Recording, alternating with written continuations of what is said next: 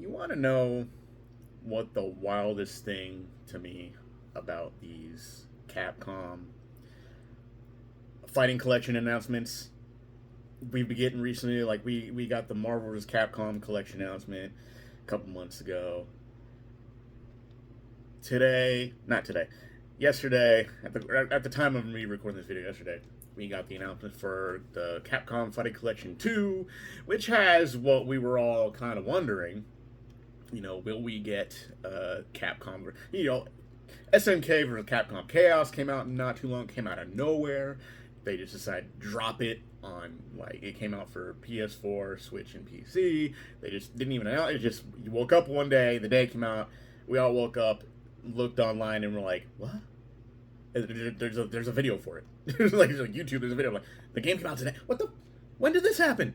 So, the same thing yesterday. A lot of us either woke up or turned on our computer and we see a trailer for the Capcom Fighting Collection 2, which has the SNK versus Capcom, not SNK, the Capcom versus SNK 1 and 2.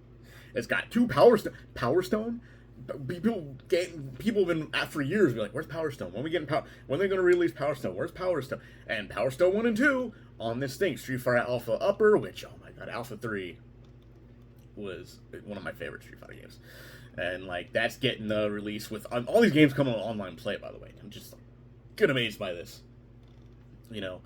And you got that. You got a couple of other games. I don't remember all of them. I think like one of them is what was another one. That game that what's his name is from. The Hayato guy, the guy with the beam sword or whatever in Marvel Capcom 2. He showed up in Marvel Capcom 2, and everyone's like, "Who is this guy?" And he I forgot the name. God, what's the name of that game? I forgot that. I'm like, I know what game I'm talking about, but I forgot what game it is. But there's that, you know.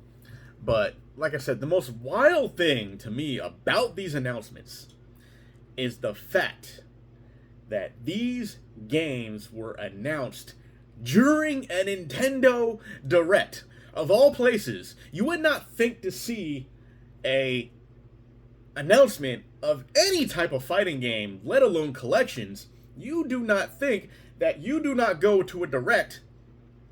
You do not go into a Direct thinking this is what you're going to get.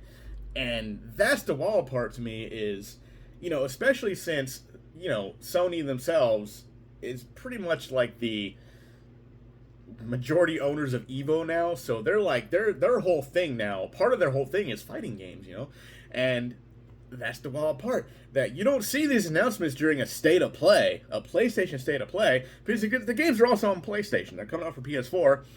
And while it doesn't say PS5, I'm pretty sure you can play them on your PS5. It's just so wild that of all the companies, of all the videos to tell you that these games are coming, that somehow it ended up being on a Direct. So people are watching Direct thinking they're going to get announcements for Nintendo games, and they do. But then you get a partner Direct, and what do they show?